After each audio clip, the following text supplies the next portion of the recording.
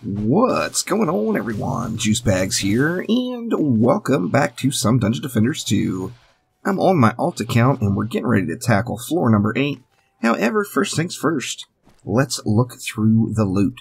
So this is what we got last time. Now, something I didn't do, I mean, you could go through and just calculate it out, but something I didn't do that I should have done is cleared out this crafting material bag. That way, I saw exactly how many crafting materials I had at the end of this AP reset. Now, one of the benefits of not using all your materials is you're gaining then. And especially if you're going to knock out a bunch of resets, you're going to have an absolute ton of crafting materials by the time you're done with it. So that's just another one of those great benefits. Sadly, I didn't think about that up front and clear this bag out to track it. However, it's pretty easy math. You get 1 to 2 of the specifics each particular wave. Whether they be, like right now I'm getting the plain iron ingots, and a plain emerald cluster so far, with the plain motes, and of course the Chaos 2 amps and plain hammers. Now, actually that's probably all I've gotten so far out of the 2 maps, I'm guessing, to be honest with you. But I didn't clear it at the beginning, so I'm not going to bother now. Let's hop right into the loot. Now, last map, we got one thing that really kind of shines, and that is we got a relic with 7100 defense power, which is actually a terrible roll, but it also has the power servo mod on it, so that takes it up to 8300 defense power that I get out of this item. Now, looking through, I'm wondering, man, that would be just a big upgrade to this right here, and it's not that much defense attack rate that I'm losing out on. I think what I'm going to do is go ahead and take that bad boy and plug it in right there on my poison dart tower. Now, this is going to take my poison dart tower away from the speed cap, but not that far. So not far enough to be overly alarmed with. I love to be at the speed cap, I'm not going to lie. However, that is just a big power gain from that relic. Now, nothing else really jumps out at me. I'm still not overly concerned about the gear. Now, this, actually, that could be a quality piece. If we look, we're getting, what, 1300 and another, that's 1800. This is actually going to be an upgrade, so I'm going to go ahead and use that piece. I'm not going to focus a whole lot on the actual armor or weapons, but that was something I definitely had to look at. I'll probably look at all of the legendary stuff, to be honest with you. But let's go ahead and trash this bag, get a little bit of gold out of the deal, and let's hop right on into our next map, which should be floor number 8. Let's see what RNG hands us this time around. Now, it's interesting. Now it says that I'm into the Chaos 3 zone, so I should be seeing geodes as well. However, I've yet to see a cyborg. I did see Thork, the mini-boss. However, no actual cyborgs as enemies on the waves, so I should be getting cyborgs and geode waves now. Let's see what we get. Alright, so we ended up in Life-Root Forest, and what kind of waves do we have? Of course, we got the flyer lane up there. Now, there's some cyborgs, finally.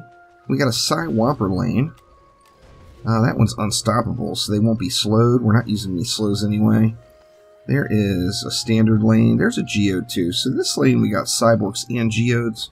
We've got some kamikazes over on that far side. Now, I am actually going to start over here, and I'm going to turtle build this side a little bit. And the reason I'm going to do that is this lane, the flyers kind of take care of themselves if you just don't spawn camp. If you spawn camp, the flyers fly right over top of your defenses. But if you don't spawn camp and you move it back, you see that flyer path dips way down low. And by like right here, it's GG for the flyer. So I'm going to throw 2 flame R's there. And then let's go ahead and just go with that PDT. And I think for this lane, we might be able to get away with just 1 Earth Shatter. Actually, you know what? Let's just go ahead and put 2. Let's just do it. There we go. 2 Earth Shatters there. Now let's take a look down here. Here we got Geo Fodder. So geodes, of course, are going to reflect all of our projectile attacks, which means they're going to reflect the poison or the darts from the poison dart tower. However, if anything outside the geode does indeed get hit by a poison dart tower and that enemy dies, the explosion will pass the poison along through the geode itself. So the geodes will reflect those, however, they're still going to get their licks in, and we're going to throw a flame aura right up front just to assist with that geode. And then over here, let's do the exact same thing. Even though we don't have a geode, let's just go 1 poison dart tower, 1 flame aura, and then 2 earth shatters. And this, I mean, just something this simple is just amazingly powerful. Now we got the same deal over here. You see the flyers start off real high, they dip down real low, and it just seems like common sense just to go ahead and back it up a little bit. That way we're not spawn camping and we're double dipping. The flyers are just going to handle themselves. Now I've got, what, 140 DU left, and that's not going to be enough. So here, we're just going to go 1 PDT and 1 Earth Shatter. Actually, we've got enough. We don't have enough for 2 Earth Shatters, but, you know, just for giggles, we do have enough for 2 PDTs. Now, another important thing to mention. We got Psy Whoppers. So we are going to have Cyborgs. Now, Cyborgs, of course, are going to disable ground traps, auras, and nodes. So the smartest thing to do here is not use ground traps, auras, or nodes. If you don't use them, a Cyborg has no special power against you. It's just a regular orc. However, we are using auras. We got them right here, so spamming them right in the middle of the lane like that is not a smart move. So although theoretically we shouldn't be using them at all, as we're just fighting the counter, you can still get away with using these defenses if you have some smart placement. So what I'm going to do is I'm going to throw 1 flame aura way over here, and 1 over here. Now the cyborgs, the first wave of cyborgs will be attracted to the closest, which should be this flame aura here. Now the cyborgs that hit this flame aura are not going to be hitting that flame aura. So in theory, I want the flame auras to basically cover each other's back. And then of course we do have these poison dart towers and earth shatters down here to help things out.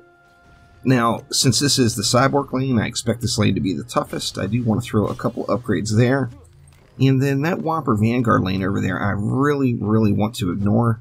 So, I'm just going to throw a couple of upgrades in over here as well.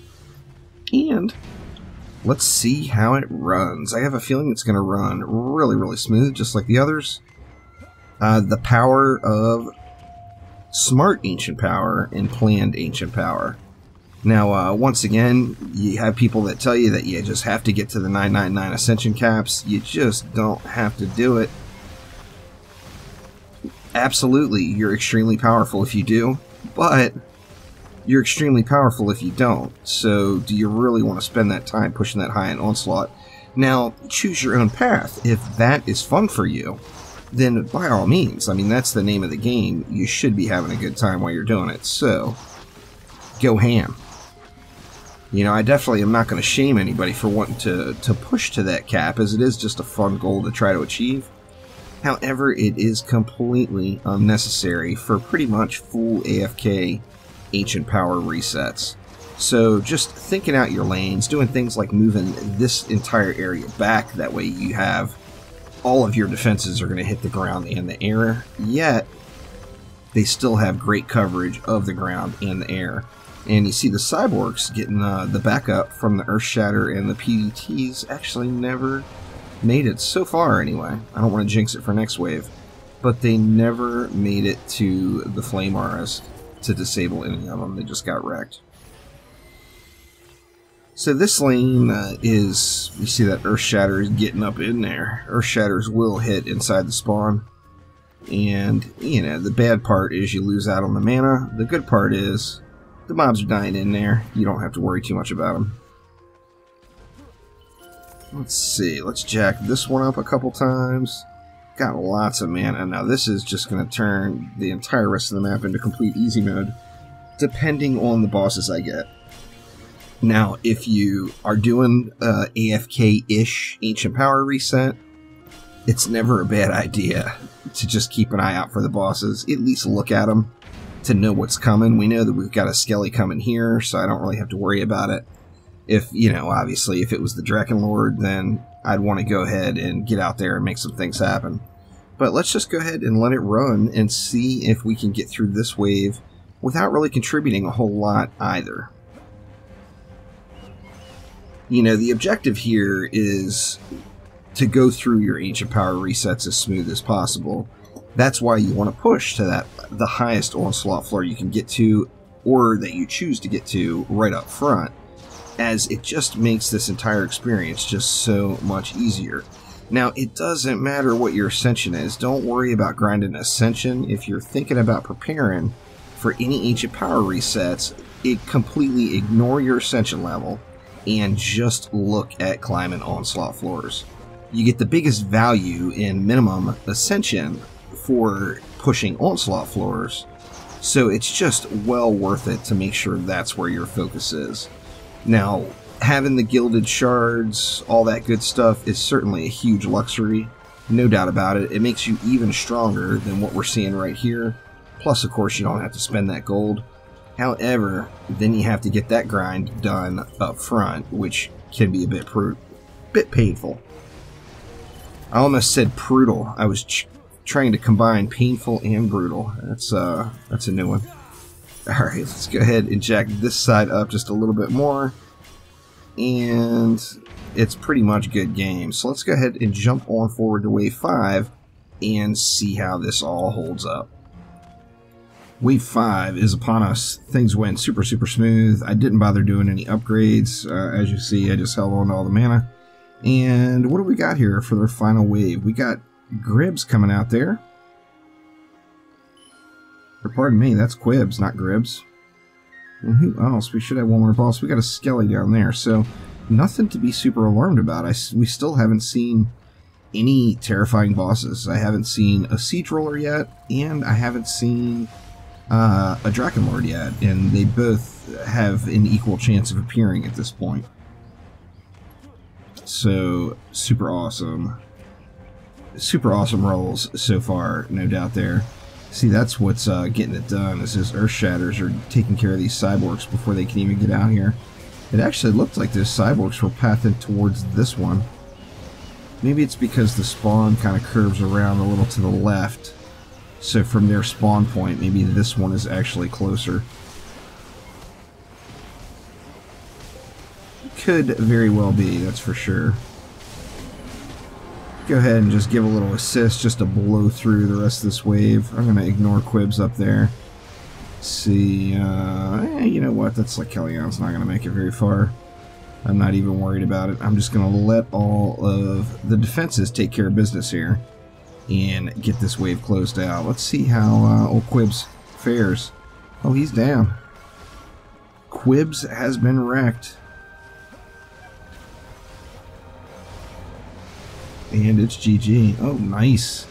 Getting those Chaos 3 relics dropping now. Good stuff, good stuff. Now, throughout the course of this, of course, if you wanted to switch back and forth, instead of just going through and trashing the gear that you weren't interested in, you could equip all of that on an alt to push up your champion score and unlock expeditions as you're going. So you do, have the option to go back and forth if you choose to.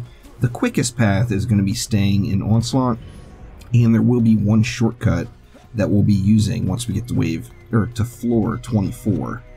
But that will do it for now. Thank you all so much. I do appreciate you a ton. And don't forget, I'll be live today over on the Twitches, hoping we get a little bit of DD2 news today. We don't have anything confirmed. We don't even have anything confirmed that we might get news today, but I'm being optimistic that maybe, just maybe, we will. So thank you all once again, and I will see ya next time around. Take it easy.